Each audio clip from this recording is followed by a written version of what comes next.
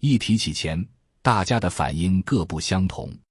有人感到紧张、压力，有人满怀期待、渴望，也有人将其视作价值、力量与自由的象征。尽管人人都向往富足美好的生活，但很多人对金钱却有着又爱又怕的矛盾心理，羡慕财富却不敢大胆追求。这种复杂情绪源于我们从小到大所形成的金钱观念。小时候，父母赚钱难的抱怨，网络上的仇富言论，以及金钱万能论等观点，都在潜移默化中塑造着我们对金钱的认知。金钱作为一般等价物，其数字本身并无意义，重要的是它背后所代表的真实世界。对金钱持有积极感受，意味着你内心状态丰盛，渴望充分体验生命，积极参与世界。而负面、厌恶的感受，则是一种收缩的贫穷能量，会阻碍金钱流入你的生活。比如，有人因害怕金钱带来的复杂人际关系，刻意回避与财富相关的机会，结果自身发展受限，财富也难以积累。现实中，不少有才华的艺术家，因抵触商业运作，不愿为作品定价销售，导致生活拮据，才华无法转化为财富。阻碍金钱流入的主要因素是担忧和厌恶。担忧的人常被35岁失业、生活陷入困境等想法困扰。长期处于这种紧缩状态，会让人不敢尝试新机会，自然难以与金钱结缘。就像职场中有些员工明明能力出众，但因为总担心未来失业，在工作中畏缩不前，不敢争取晋升机会，最终反而因缺乏竞争力被淘汰。厌恶金钱的人，即便渴望财富带来的物质享受，却会在潜意识里自我怀疑和否定，说出“我其实不想要钱”这类自相矛盾的话，导致金钱与自己渐行渐远。一些自由职业者一边渴望稳定收入改善生活，一边又对寻找客户、洽谈合作充满排斥，认为这样太功利，最终只能在温饱线上挣扎。能赚钱的人本身就是巨大的资产，若想增加收入，必须从心底认可自己的价值。现实中，许多人一边抱怨工资低，一边在面对涨薪、跳槽机会时，因内心觉得自己不配而退缩。曾有一位程序员，技术能力出色，公司准备给他升职加薪，他却因觉得自己还不够好婉拒。后来被竞争对手公司发现，对方开出双倍薪资挖走了他。只有真正相信自己值得拥有更多，才会主动采取行动，去探索增加收入的途径。那么，如何培养自身价值以吸引财富呢？首先，做和别人相同的事很难赚到钱，拥有独特的附加价值至关重要。在竞争激烈的咖啡市场中，普通咖啡店仅靠售卖咖啡难以脱颖而出，而那些能为顾客提供情绪价值的店场，或是不断推出创新口味的店铺，往往更受青睐。例如，有的咖啡店店常会记住常客的口味偏好，在顾客心情不好时送上一句暖心安慰。还有的店铺将咖啡与国风茶饮结合，创造出独具特色的新口味。其次，附加价值应源于帮助他人的初心，而非单纯的赚钱目的。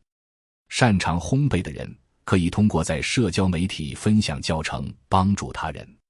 同时推广自己的产品，实现价值与财富的双赢。最后，即便拿着固定工资，也要努力超越工作要求，为他人提供额外价值。一名普通平面设计师，在完成本职工作之余，主动学习视频剪辑技术，帮助公司制作宣传视频，提升宣传效果，最终获得升职加薪，积累了经验与自信。工作对个人财富意义重大，其核心在于提供稳定现金流入。现金流是企业和个人财富的血液，有了稳定的现金流，我们才能租房，获得信用卡额度，生活中的消费、婚姻、养老等计划也才能得以实现。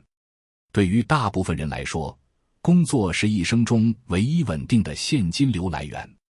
上班族每月领取固定工资，虽然不算丰厚，但能维持日常生活开销，还能通过稳定现金流申请住房贷款，实现安家落户的梦想。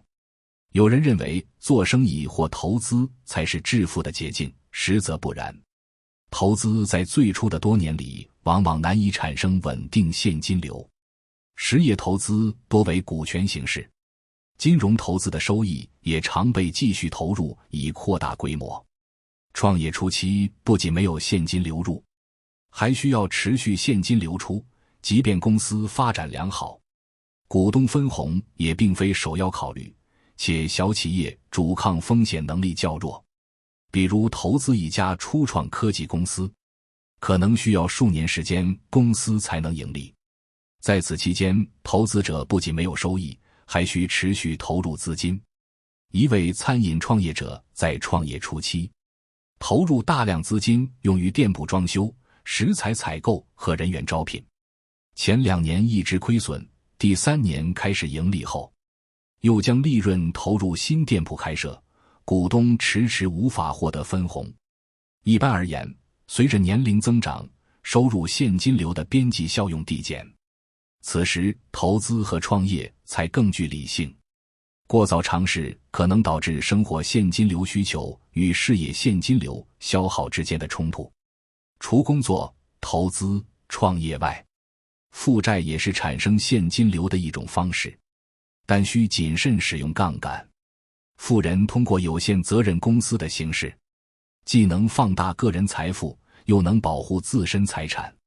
企业利用负债扩大资产规模，实现用别人的钱赚钱。一家房地产企业通过银行贷款购入土地进行开发，利用杠杆效应扩大资产规模，赚取利润。然而，杠杆具有两面性，如果不能带来正现金流，